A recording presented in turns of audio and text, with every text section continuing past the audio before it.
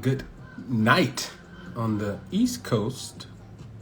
Today's guest on the show I've known since we were very young. My first time I ever saw our guest, he was around 12 years old. And he was catching a tip jam on a whole team.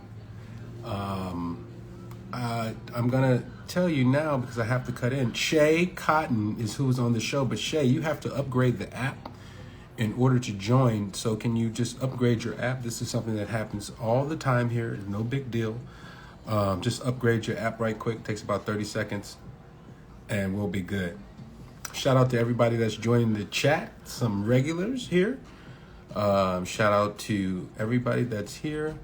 Friends, new friends, old friends, and future friends. Or did I say that already? Anyway, we're going to wait on Schea. It's been a pretty jam-packed day for me. Started off the day, 9 a.m. I interviewed UCLA Athletic Director Martin Germont. Followed that up at 11:30 with the star of Last Chance U, Coach John Mosley was on the show. Also, 12 p.m. we had the honor of talking to the legendary Pat Barrett. Pat Barrett, PB, was in the building. We followed that up with 2 p.m. 2 p.m. we had the honor of having Corey Close, the head women's basketball coach at UCLA. She was on the show. A lot of fun, great conversation. Let's see if Schea is in the building so we can get him up in here.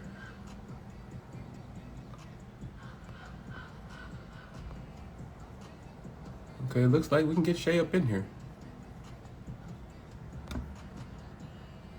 There we go. Let's go, Schea. Yes, sir. There he is. Be in here. What's up, Ron? What's good? What's up, Jay? Can you hear me? And there he is. Yes, sir. There he is. There's Schea. Hold on, Schea. Let me put my mic. Let me plug in. All right. All right. So glad to have you on. Appreciate you.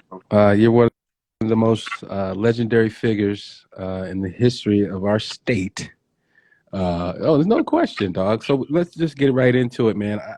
I was looking up your stuff today, and that's something I never knew about you. You were born in Inglewood. Talk to me about that. And you moved early, but just talk about being born in Inglewood. How much time you spend there, and what was up with that? Brief. This was like just dropping a load. I mean, I was an infant. Just the elements at that time. Mom wasn't that comfortable. I think we was off of Fifth Ave, not too far, right off of Crenshaw at that time. So it just kind of worked. My pops wanted a little bit of a better setup for me and my brother, raising us.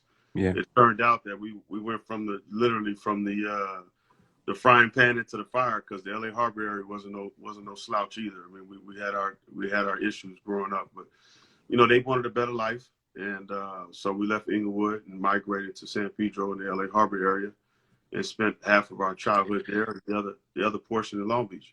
Where did you live in San Pedro? I grew up, we call it like, it's like the bottoms, anything below Western. So yeah.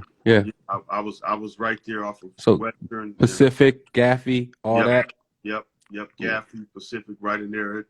You can find whatever you're looking for on any given day. Please. For those that don't know, that side of things, it's not everybody thinks South Central is the hood, but there are different types of hood. It was a very unique hood over in San Pedro. I know exactly what you're talking about. Yeah.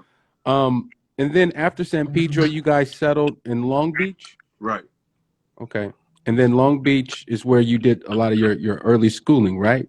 Yeah, for the most part, and I was going to school out of the area because we were obviously traveling a lot and stuff, but that's where I made my name at. Long Beach is kind of where everything really started to click, and it really took off.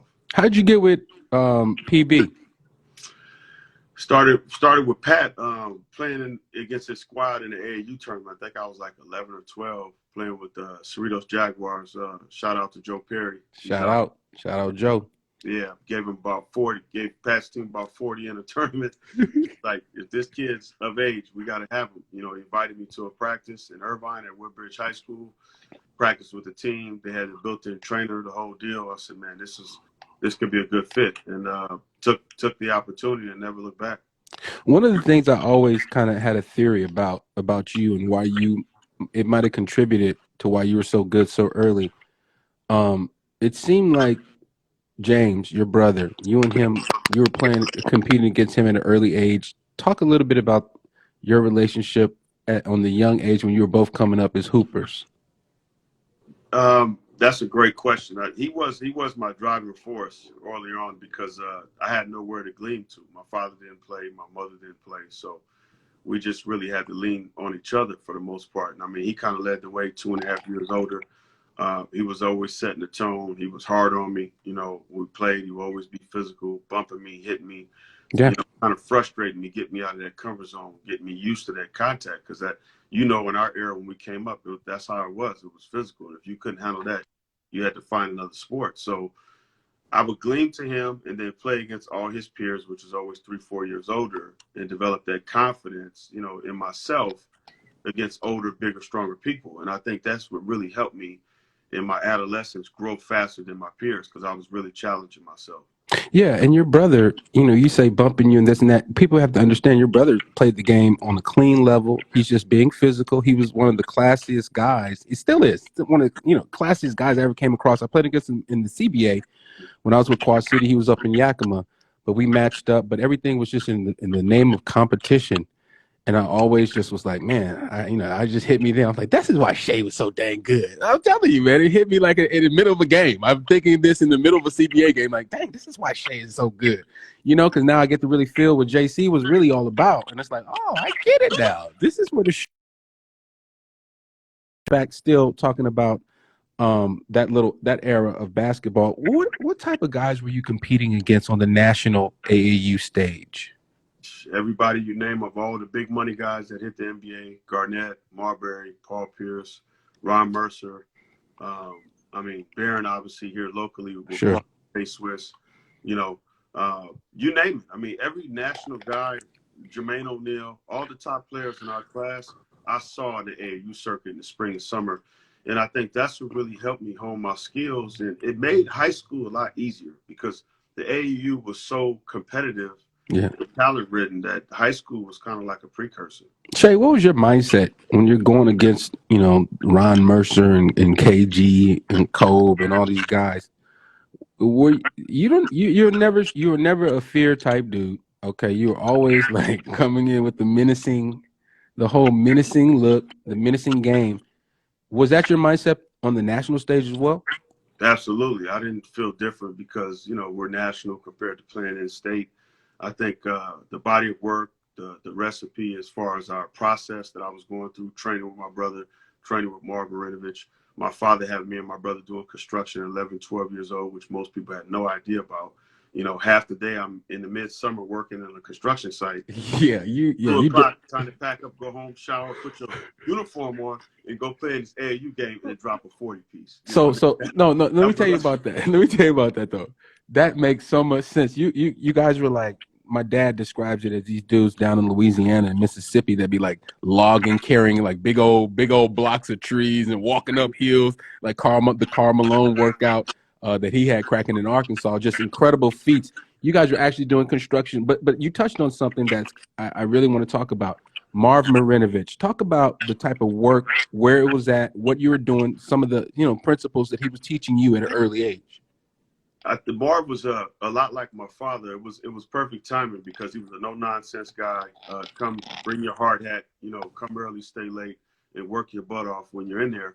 And what it did is it separated my physical prowess from a lot of my peers from the explosive aspect, as well as your balance and strength and stuff like that. Yeah. And it gave me a quiet confidence going into each and every battle, knowing that I got something in my tank that you guys are not even familiar with, because we were doing like Bavarian Russian technique, the Bear, Super Cat. The Vertimax is nothing compared to this, man. The Vertimax is easy to The be honest. super cat, the super Yeah. cat. That's like the leaper, right? Yes, sir. Super cat and the bear. Both of those two monsters. Yeah. Schea, so what a lot of people don't know is that I actually had, my dad had one up in Bel Air when I was in Bel Air. He had a leaper on the low. People was like, yeah. So I know what the leaper. I didn't have super hops, but you know, it develops that explosion to go up and grab the board. That's right. Yeah, yes, Get for you sure. nice and bouncy, build the legs. You know, get the cardio up. Great workout. Absolutely, absolutely. So now, Schea, let's talk about when you decided to go to St. John Bosco as a was that your, what year was that? Your freshman? Yeah, because that's a great story. I have to start it because you decided to go to Bosco. What factored into your decision? Kind of following my brother's footsteps in a way. You know, I liked the feel at Bosco was all boys. It was very family oriented. It was a structure there, a discipline. They were academically accelerated. They really pushed you to prepare you for college. And, you know, I was familiar with the grounds as well as the coach. So I felt like it was, you know, a match made in heaven. Easy transition, still in the LA area, not too far from the house. It just made sense. Who was the coach? It was Brian Breslin at the time. Okay, and then when you started Bosco, you're having a good season. Mid-season, you decided to transfer. Right. Right? Before our league started, so everything was preseason I was doing. I was there with Jelani Garden, which was a McDonald's All-American the senior year, and it just wasn't a good fit, you know, basketball-wise. And so I decided to take my talents elsewhere. That was front page news. Very rare do you find an athlete that go Trinity League, right? It was Trinity League, Trinity League. Like very rare in the history of basketball has someone made that type of move and made those waves. Talk about what the allure of Gary McKnight in Modern Day was and why you decided to go to Modern Day. I never understood that, dog. Hey, somebody got to be the first, you know. You know, I looked at it like, you know, I'm from LA, so it was like for me, setting the tone out there would be really setting the tone for a lot of us younger guys of color coming up. All the guys that played there before were pretty much Orange County brothers, you know, black males from Orange County that I resonated with on the court, but off the court there was a bit of a disconnect because, you know, it's a different upbringing, as you know. So I felt like Coach McKnight was a great players coach. He loved like guys that competed, you know, that had talent and that wasn't scared. Mm-hmm. So he didn't have to worry about me. I think once I got there, it was like a match made in heaven because people were intimidated of my coach. And then people feared me on the court too. So it was like an interesting component. And we were a team. You know, I dove on the floor. I took charges. I did all the little things. I loved to pass. And we won a lot of games. We had a lot of fun, Chris. But, you know, I tell people those are my best years of basketball because it was a family then. After that, it became a business. Yeah. I'll tell you what, your freshman year, so, you know, that's when we were number one. Well, I don't know what it ranked. I think we were number one, but we had to worry about you. Our game plan was shutting you down. We matched up in the regional finals. It was on Channel 9 in front of, you know, 15,000 people at the Anaheim Pond. And I'm going to tell you something about that game, Schea, and that play. I'm going to tell you the truth about the play, you know, that happened that game. But in the lead up, I mean, come on, man. We had like, I forgot who was our scout team. Maybe it was Travis Reed. Somebody was our scout team guy, but he was Schea all week. It was like we were worried about Schea. Miles, okay. Whoever else, okay, whatever. What are we going to do with Schea, the freshman? What are we going to do with this freshman, dog? Just to let you guys understand, we had a beastie squad, dog. We were beastie, and all we cared about was Schea Cotton, how we're going to stop him. So we played a game. Me and Schea going at it. I think you was in foul trouble or something was happening. You know, you weren't out there all the time. So, you know, I was relieved. I'll be honest. I'll keep it real. I was relieved. Like, yeah, okay, where's Schea at? Okay, he over there. Okay, good. You know, I'm busting dudes. I have 27 or whatever. But the play at the end of the game, so I think it's like 30 seconds to go. I forgot the time, Schea. Something happens. Clay McKnight shoots a three. Mm-hmm. You're behind me. And I'm boxing out, trying to, like, you know, move you back or whatever. You give me this, like, it's not even a real push. I'm going to keep it real. And I just, like, go Denzel and just, oh! And just completely fake it out. And they gave me the foul. Clay hits the three. They wave it off. We end up winning. What were you thinking in that moment in the CIF regional to go to the state championship as a freshman. What were you thinking on that play in that moment? I always wondered this. How could they call a foul on that play in that instance? As you know, we played at a very high level for some time. And, you know, before that, I got a couple phantom calls. That weren't even my fouls. It's true. It was a long job. You know, hey, Crenshaw would all through the years growing up, that was the school. You guys always had the resume, the tradition, a lot of respect for Coach Willie West in the whole program. You know, I was very familiar. I mean, that was an opportunity at one point too. It was Crenshaw, Long Beach, probably Dominguez, or Mater Dei. And it was like that. And I think what turned it for me in that game was seeing the business unfold right in front of my very eyes. We were on Cloud 9, like you said, in front of 19,000 people for the first time in California history. Yeah, we made history. So please, we didn't have social media, so people don't realize how big that was then, Chris. Like, that's what I'm trying to get people to understand now. You know, the media is so like diluted now. It's like, oh, this guy's got this, he's got that. What's it worth? But back then, it was everything. Man, everything, brother, everything. And so, wow, that's just deep. It's deep to think about that. But then, so that's your freshman year. So then, but your sophomore year, you come back and just kind of have one of the sophomore seasons for the ages. Talk about your growth during that freshman to sophomore season and what contributed to that growth. Oh, it was tremendous. I think the growth was more, for me, psychological. Like, how do I challenge myself to go to the next level now? I've introduced some of my skill set, you know, on a large scale, obviously playing on TV against you guys with Crenshaw, but it was more about, I got something burning in there because I felt cheated. You know what I mean? Like I said, I got 2 phantom fouls in that game, and it just felt like the goal was to get me out of the game. And that's basically what happened. And you guys had a great team. You know, you, Tommy Prince, Ronnie Arch, you know, Leon Watson, you had the boy Tremaine Folks. Y'all had a squad, you know, as a whole. But I had the mentality, it didn't matter who was on the other side. You know, my brother had beat me up for years, you know, playing against college guys, Ed O'Bannon, Charles, Tom. You know, I was training with these guys at 14, of course. 15, college guys. I know. You know, that turned pro. So, and then not to mention playing with Magic at UCLA in the men's gym. I'm 15 years old, the only high school guy on the court with him. So, you know, people don't understand like how big that is. This is the Magic Man we're talking about in one of the second largest metropolis in North America, Los Angeles. Next to New York, if you make it here, they leave you nowhere to go but down, okay? And my parents weren't basketball people. So my dad didn't hoop, my moms didn't hoop. They was trying to keep us out of trouble and be somebody respectable in this world. And I think they achieved that. Yeah. Talk about your dad, somebody that I had a tremendous amount of respect for. He was the man's man. Hard handshakes, looking you in the eye. You knew what time it is with Mr. Cotton. We gotta show him some respect. Talk about your father, man. Rest in peace. This is the anniversary of his birthday. You know, he passed about 7 years back. My father was a stickler about discipline and integrity. He was big on, you know, do what you say and say what you do. And I took that to heart. I think he set the tone with his work ethic, you know, getting up at 5:30 every morning, doing manual labor construction, having his own trucking company, construction company, coming home at 7:30, 8 o'clock every night, never complaining, had 17 back surgeries, okay? He was driving truck cross country and almost lost his life. He was thrown from his diesel. The only thing that saved him is the ice and the snow. But the gear shift went through his back. So I got a chance to see like life without basketball, what it could look like by doing construction and, you know, and having conversations with him as I got older. I understood what he was trying to teach me, to be accountable young black man with faith, you know, in God and do things the right way. And he did that. What are some things you learned from your mother?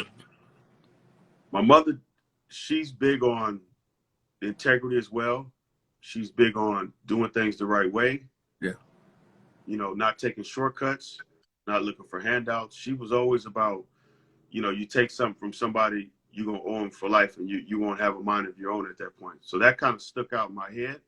And we took that to heart. I think I was one of the biggest figures out of this city in the era when basketball was like just rising in LA. Now it's like rampant. But at that time, and I wasn't in nobody's pocket. I wasn't taking money. So it was kind of like, what's the loyalty to Schea when he's not connected to nobody, so to speak, financially?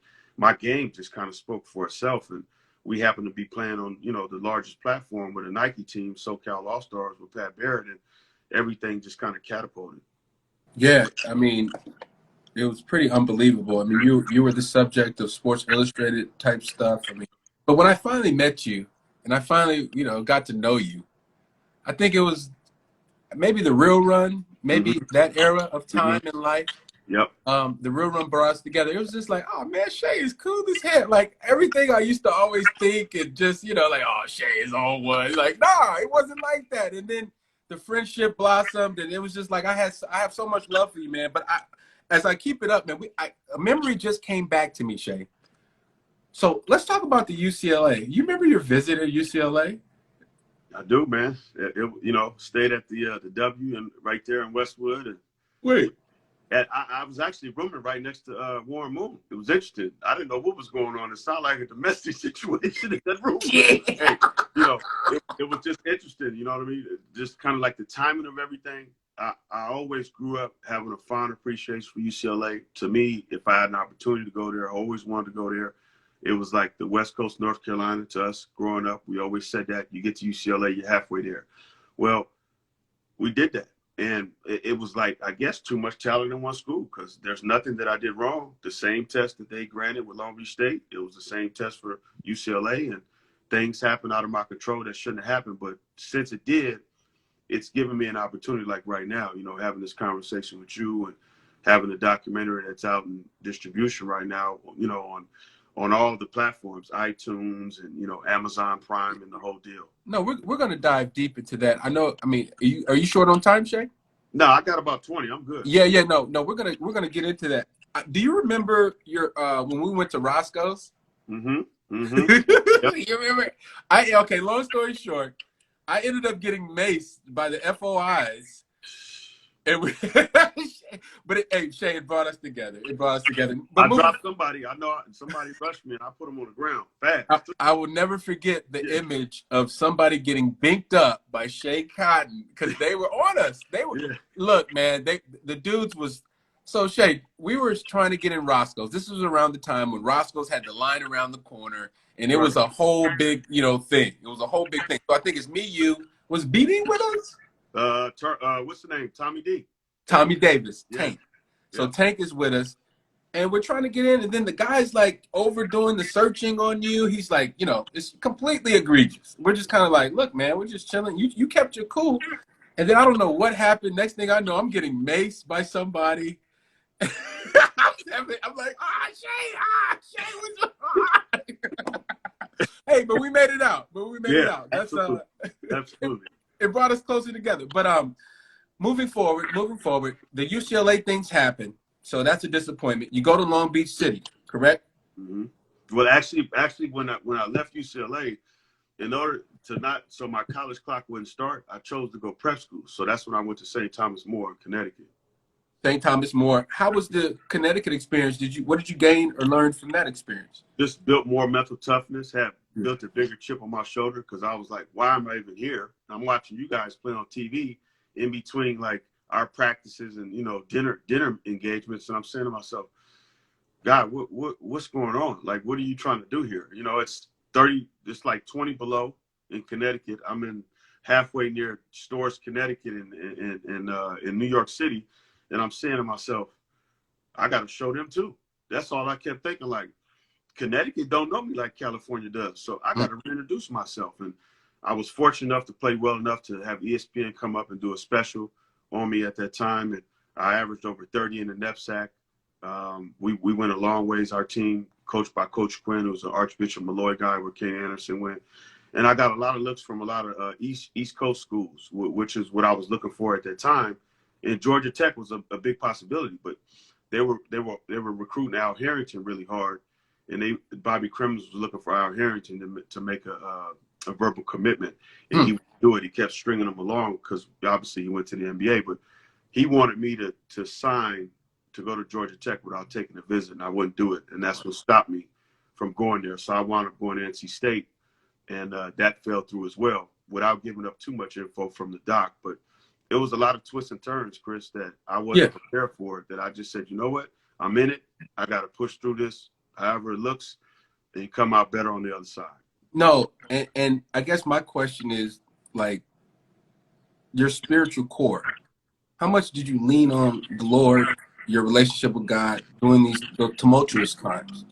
That was everything. I mean, he's the one that carried me when I felt lifeless. I felt weightless, you know, just I couldn't speak, man. I mean, I dealt with depression for 20 years. So, you know, he was everything. Starting my day in prayer when I'm under attack, try to get to my dorm, you know, read a little bit, pray, meditate. I mean, that's everything. Even today, like, I still battle, you know. I mean, things didn't work out. So a lot of what I'm doing is for kids, so it doesn't happen to them. It's not fame and this and that. When you're good at something and you do it well, the money follows. But for me, it's about the legacy. I want to make sure that no kid has to go through this ever again, because this is a lot, man. This almost took my life. Define the Schea Cotton legacy in his own words. A guy that was better than most, that would give you the shirt off his back. I like that. Your film, Manchild. Now talk about the distribution, talk about what it's about, how it's set up, and what's covered in the movie. Well, it's about my career, family, disappointment, success, as well as death.